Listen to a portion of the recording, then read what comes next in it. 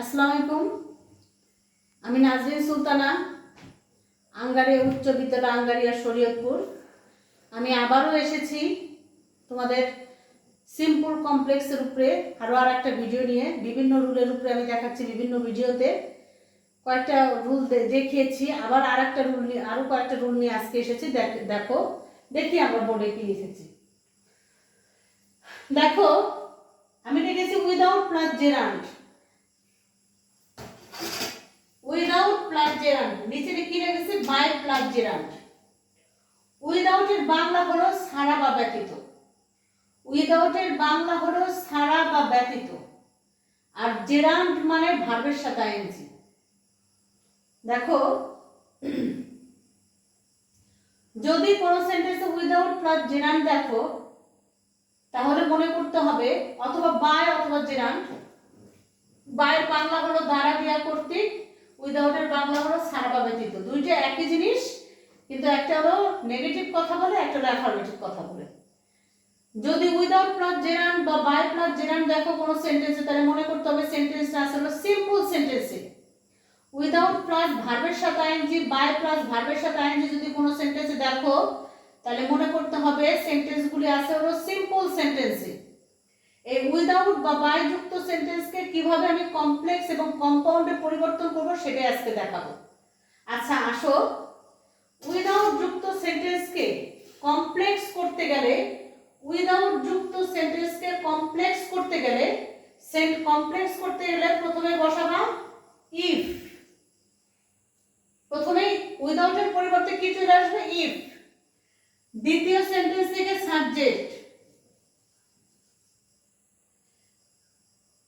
দ্বিতীয় sentence present tense হলে do বা ডাজ যোগ করে নাবোধক করতে হবে। দ্বিতীয় সেন্টেন্স পাস্ট টেন্স হলে ডিড যোগ করে নাবোধক করতে হবে। মূল কথা, উইদাউট যুক্ত সেন্টেন্স নেগেটিভ। তাহলে দ্বিতীয় সেন্টেন্স আছে কিসে? কোন টেন্সে? Present indefinite tense. তাহলে কি লিখবো? If you do not. ভার্বের সাথে আইএনজি উঠে চলে যাবে মূল ভার্ব ওয়ার্ক হার্ড। দ্বিতীয় সেন্টেন্স অপরিবর্তিত অবস্থায় থাকবে। You can not shine in life. তাহলে আমরা কি জানলাম? খুব মনোযোগ দিয়ে দেখবা। উইদাউট যুক্ত সেন্টেন্স সাধারণত নেগেটিভ করতে হয়। দ্বিতীয় সেন্টেন্স প্রেজেন্ট টেন্স হলে ডু দা বা ডাজ দ্বারা নেগেটিভ করবা। দ্বিতীয় সেন্টেন্স পাস্ট টেন্স হলে ডিড দ্বারা নেগেটিভ করবা। তাহলে আমরা কি জানলাম? উইদাউট এর পরিবর্তে ইফ, দ্বিতীয় সেন্টেন্স থেকে সাবজেক্ট, দ্বিতীয় সেন্টেন্স প্রেজেন্ট টেন্স হলে ডু বা ডাজ দ্বারা নাবোধক, দ্বিতীয় সেন্টেন্স পাস্ট টেন্স হলে ডিড দ্বারা নাবোধক, ভার্বের প্রেজেন্ট ফর্ম। বাকি যে শব্দগুলি আছে তার কোনো পরিবর্তন হবে না, অপরিবর্তিত অবস্থায় কমপ্লেক্সে বসে যাবে। এটার আরো একটা রুল আছে, সেটা হলো ইফও বসবে না, ডু নটও বসবে না। এই দুইটার পরিবর্তে বসবে হলো আনলেস। আনলেস যদি বসাও তাহলে ইফও লাগবে না, do not, does not, did not কিচ্ছু লাগবে না। আনলেস এর পরে সাবজেক্ট, ভার্বের প্রেজেন্ট ফর্ম, বাদ বাকি যে যেভাবে আছে সেভাবেই থেকে যাবে। আমি লিখলাম না, আমি শুধু টান দিয়ে গেলাম। তাহলে কি দেখালাম? উইদাউট এর ক্ষেত্রে কমপ্লেক্স করতে গেলে দুইটা রুল আছে। একটা হলো ইফ এর সাথে নাবোধক, আর একটা হলো ইফ নাবোধক উঠে যায় তার পরিবর্তে আনলেস। কম্পাউন্ড করতে গেলে দেখো, কমপ্লেক্সের মতো শুধু এটা বসবে না আর এই যে বসবে না, খেয়াল করো, নাবোধক বসবে না। তাহলে কি? ইউ ওয়ার্ক হার্ড, কমার পরিবর্তে অর। উইদাউট এর ক্ষেত্রে কম্পাউন্ডে অর, কম্পাউন্ডে অর।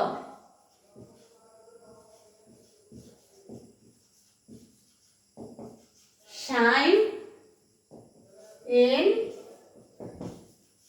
লাইফ। তাহলে আমি কি জানলাম? উইদাউট এর ক্ষেত্রে সাধারণত নেগেটিভ হয়, আর বাই এর ক্ষেত্রে দেখো, বাই এর ক্ষেত্রে হয় বাইরের পরিবর্তে ইফ, এটা অ্যাফার্মেটিভ। উইদাউট এর ক্ষেত্রে নেগেটিভ, বাই এর ক্ষেত্রে অ্যাফার্মেটিভ। দ্বিতীয় সেন্টেন্স থেকে সাবজেক্ট, ভার্বের সাথে আইএনজি উঠে চলে যাবে দ্বিতীয় সেন্টেন্স অপরিবর্তিত অবস্থায় থাকবে।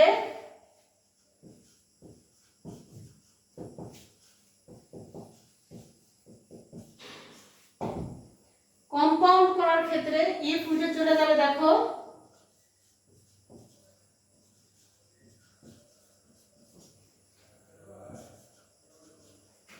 দুইটা সেন্টেন্সে জয়েন করার জন্য এন্ড,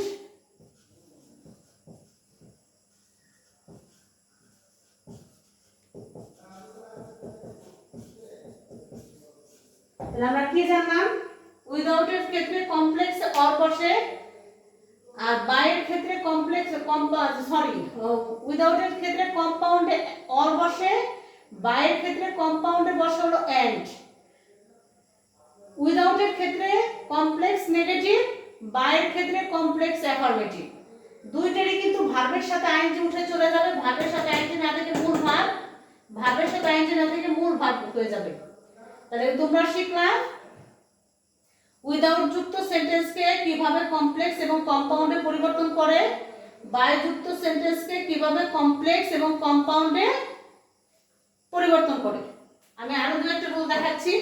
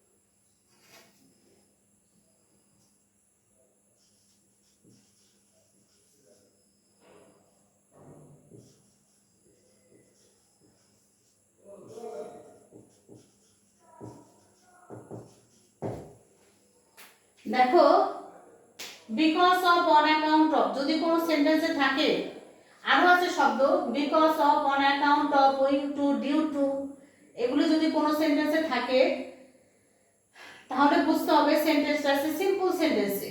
এই বিকজ অফ এই যে শব্দটা, এটা সেন্টেন্সের প্রথমেও থাকতে পারে, আবার এই মাঝখানেও থাকতে পারে।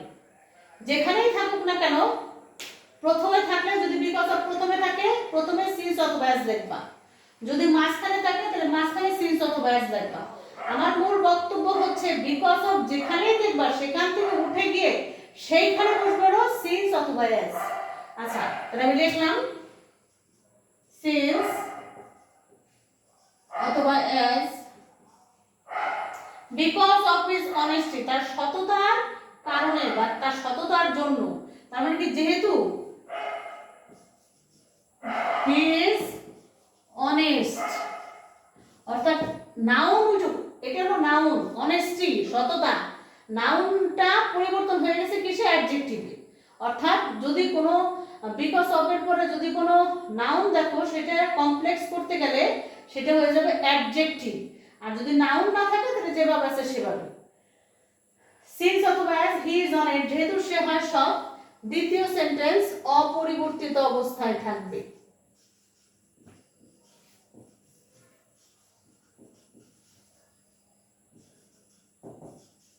কম্পাউন্ড করতে গেলে এটা থাকবে না, এটার জন্য শুধুমাত্র এন্ড যোগ করতে হবে।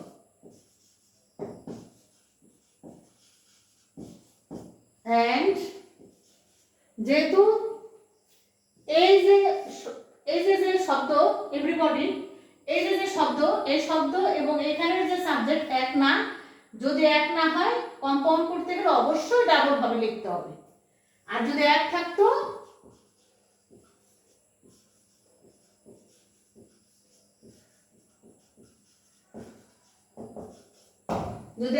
তাহলে ডাবল ভাবে লিখতে হতো না। তাহলে আমরা শিখলাম because of, on account of, owing to, due to থাকলে যেখানেই থাকুক, সেন্টেন্সের প্রথমে থাকুক, মাঝখানে থাকুক, যেখানেই থাকুক, সেখানে সিন্স অথবা অ্যাজ বসবে।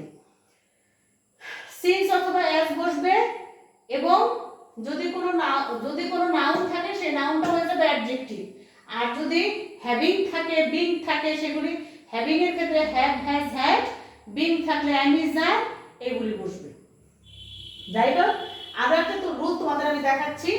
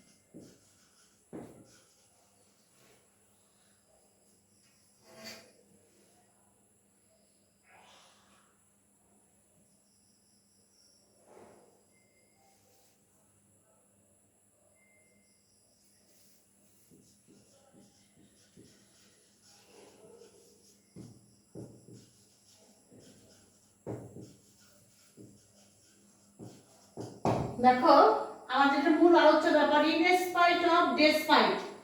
ইন স্পাইট অফ এর বাংলা হলো সত্ত্বেও। ইন স্পাইট অফ এর বাংলা হলো সত্ত্বেও। যদি কোনো সেন্টেন্সে ইন স্পাইট অফ দেখো বা ডেসপাইট দেখো, ইন স্পাইট অথবা ডেসপাইট উঠে গিয়ে তার পরিবর্তে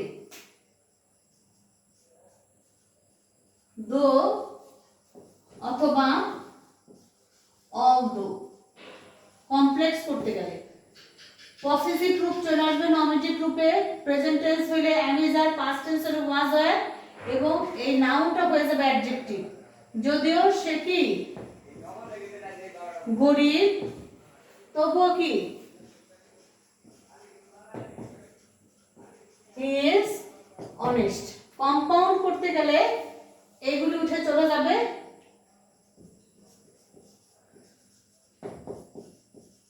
he is poor and he is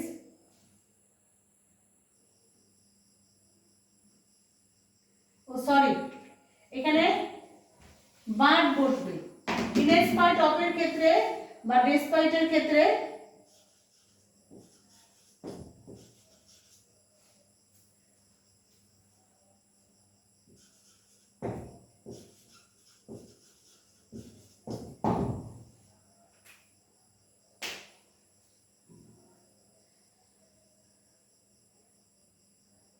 দেখো আমরা কি বললাম, ইন স্পাইট অফ এবং ডেসপাইট এর ক্ষেত্রে কমপ্লেক্স করতে গেলে দো অলদো পসেসিভ রূপ চলে আসবে নমিনেটিভ রূপে। দ্বিতীয় সেন্টেন্স প্রেজেন্ট টেন্স হলে ভার্ব প্রেজেন্ট টেন্স, দ্বিতীয় সেন্টেন্স পাস্ট টেন্স হলে ভার্ব পাস্ট টেন্স, নাউন হয়ে যাবে অ্যাডজেক্টিভ, এবং দ্বিতীয় সেন্টেন্স অপরিবর্তিত অবস্থায় থাকবে। আরেকটা চমকপ্রদ কথা, সেটা হলো বেশিরভাগ ক্ষেত্রে কম্পাউন্ডে দেখা যায় এন্ড বসে, কিন্তু ইন স্পাইট অফ এর ক্ষেত্রে বসে হলো বাট। ইন স্পাইট অফ এর ক্ষেত্রে বসে হলো বাট। দুইটা সেন্টেন্সকে ভাগ করার জন্য কম্পাউন্ডে ইন স্পাইট অফ এর ক্ষেত্রে বাট বসে। তবে আরেক জায়গা বাট বসে, খুব ইম্পর্টেন্ট একটা জায়গা আমি দেখাচ্ছি তোমাদের, ইনস্টিড অফ, যেটা ইনস্টিড অফ, এইখানেও কম্পাউন্ডের ক্ষেত্রে বাট বসে। তবে দেখো সেন্টেন্সটা কিরকম হয়,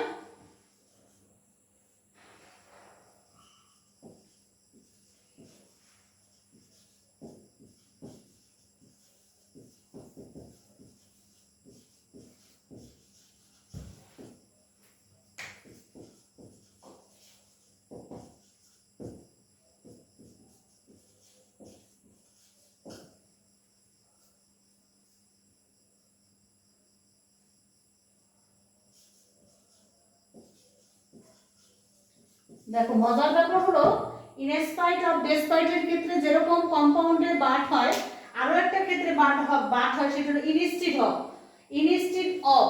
এই ক্ষেত্রে সাধারণত কমপ্লেক্সে আসে না, কম্পাউন্ডে বেশি আসে। আমি কমপ্লেক্সটা দেখাই দেবো, আগে কম্পাউন্ডটা দেখাই দিই। যদি ইনস্টেড অফ যদি কোনো সেন্টেন্সে দেখো সেই ক্ষেত্রে কি করবা, সাবজেক্ট যেহেতু নয় দ্বিতীয় সেন্টেন্স থেকে সাবজেক্ট, এবং মজার ব্যাপার হলো না বোধক করতে হবে। ইনস্টেড অফ যুক্ত সেন্টেন্সকে কম্পাউন্ড করতে গেলে অবশ্যই নেগেটিভ করতে হবে। Instead of going to the parties, পার্টিতে যাওয়ার পরিবর্তে, ইনস্টেড অফ বাংলা হলো পরিবর্তে, ইনস্টেড অফ এর বাংলা কি পরিবর্তে, পার্টিতে যাওয়ার পরিবর্তে আই ওয়েন্ট টু মার্কেট, আমি মার্কেটে গিয়েছিলাম। তার মানে কি আই ডিড নট, যেহেতু পাস্ট টেন্সে আছে did not, I did not go to the parties but I went to, খুব ইম্পর্টেন্ট একটা রুল দেখো, তাহলে কি বললাম দেখো, ইনিশিয়েট অফ এর ক্ষেত্রে কি বসে, কম্পাউন্ড করতে গেলে এই যে বাট বসতেছে, কম্পাউন্ড করতে গেলে বাট বসতেছে, তবে আগের সেন্টেন্সটা অবশ্যই নেগেটিভ করতে হবে। যদি প্রেজেন্ট টেন্সে থাকে একভাবে নেগেটিভ, যদি পাস্ট টেন্সে থাকে আরেকভাবে নেগেটিভ। প্রেজেন্ট টেন্সে থাকলে ডু বা ডাজ দ্বারা, পাস্ট টেন্সে থাকলে ডিড দ্বারা। Instead of going to the parties, পার্টিতে যাওয়ার পরিবর্তে আমি মার্কেটে গিয়েছিলাম, আমি পার্টিতে যাইনি কিন্তু আমি মার্কেটে গিয়েছিলাম। দেখো খুব ইম্পর্টেন্ট একটা ব্যাপার। যাই হোক, আজকে যতটুকু করালাম, সামনে আমি আবার আসবো তোমাদের সিম্পল কমপ্লেক্সের ভিডিও নিয়ে। আজ এ পর্যন্তই। ভালো থেকো, সুস্থ থেকো, সকলে পড়াশোনা করো, সবার প্রতি আমার দোয়া রইল, আমার জন্য দোয়া করো, আমি যেন তোমাদের এইভাবে দিতে পারি। আল্লাহ হাফেজ।